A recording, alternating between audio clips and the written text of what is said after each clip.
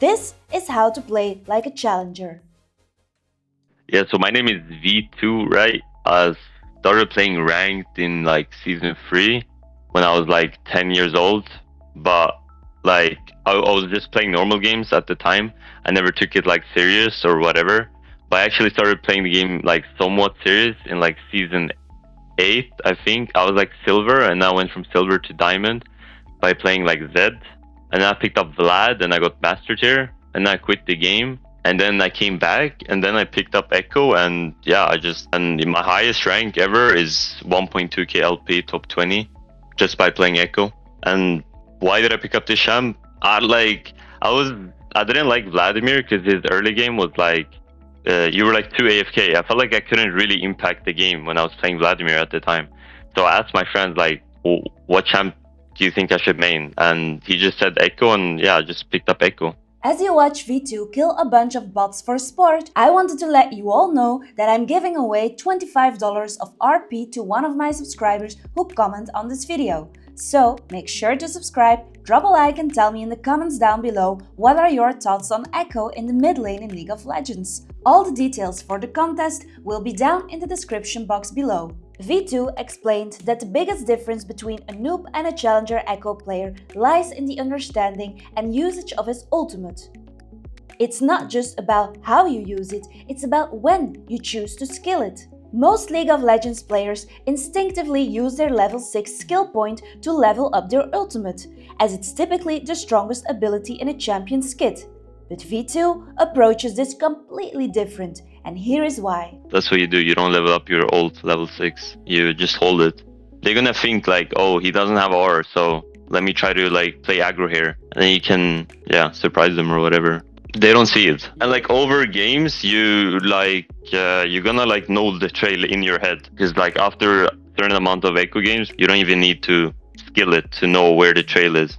I mean, I can hold it to level 11. Like level 11, and if still nothing has happened, I'd just put points into my R, like level 11, because it's too hard having 2 points. Level 11, I'll just skill it, but like I'll just hold it until something happens. I'm not trying to purposely force a fight, or like I kind of let it like people come to me in that sense. Like I don't need to like force a fight. Like sure, people will get used to it. Like a lot of people know Ekko, he does that. It's like whatever, but people like forget sometimes, you know. I feel like a lot of Ekko, they don't really use Ekko ult like back to lane. I usually ult back a lot of times to my lane, right? To be able to roam. I'd have like an item advantage. Like for example, enemy laner needs to base whatever, I can just buy items and then ult back. And now even with the home guards thing, like you regenerate HP and mana like much quicker, right? So ulting back right now as Ekko is like really OP. You can get like a roam off, and you know he's just stuck in lane and he needs to buy items, and yeah. But yeah, I mean I kind of use it for damage, escape.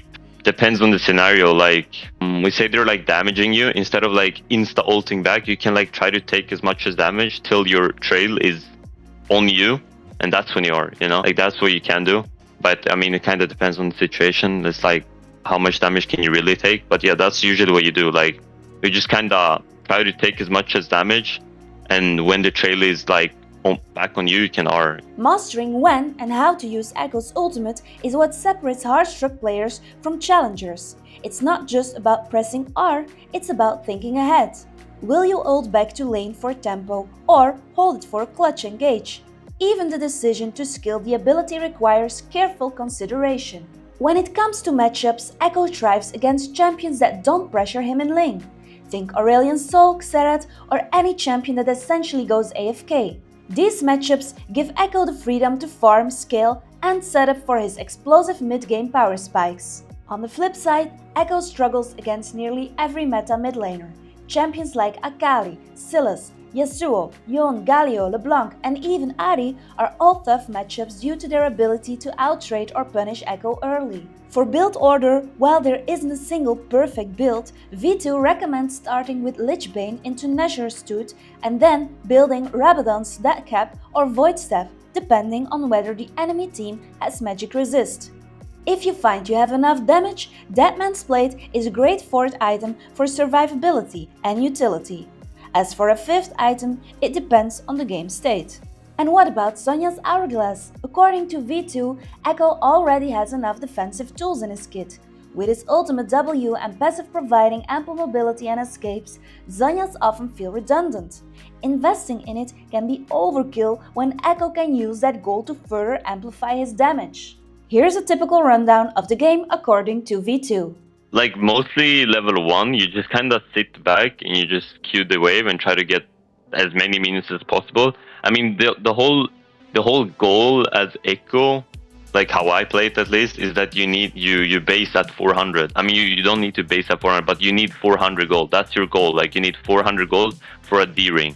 So that's, you just try to farm as much as you can for a D ring, and then when you get your D ring, you can like try to look for plays or something. But really, it's like you just AFK mostly. Like you can't really do much. Your champ is really weak early on. Early levels, your champ is really weak. So the mid game is where, I mean, that's where you kind of like start coming online. You start getting your items. But yeah, I mean, the mid game is kind of simple. It's like mostly like any other champion. Like you just push the waves on side lane and then try to look for plays in mid lane if you can. But yeah, that's when you get somewhat strong, I guess. Like yeah, late game is a good time. But yeah, it's a really good time because he's a hard scaler, like a really hard AP scaler. But you usually don't really get to this point. It's very rare you get to late game as the, well, at least for me. I don't know. Like, the games don't really go that long. They usually end really like 20 minutes, like 20, 30. Yeah, I mean, I feel like, I guess, a lot of Ekko players, they just don't impact. They just sit in their lane and go for platings or whatever. And they just try to, like, after they killed their laner, they try to keep on killing him instead of using your lead. Like, if you made it this far, thank you so much for watching. If you're interested in seeing a mid lane AFK champion, as V2 would call it, click on the left to learn from the #1 Xerath player. Or if you want to see one of Ekko's toughest matchups in action, click on the right side to check out DZE's Akali playstyle, where he uses his HP bar as a strategic resource. Thanks again, and I'll see you in the next video.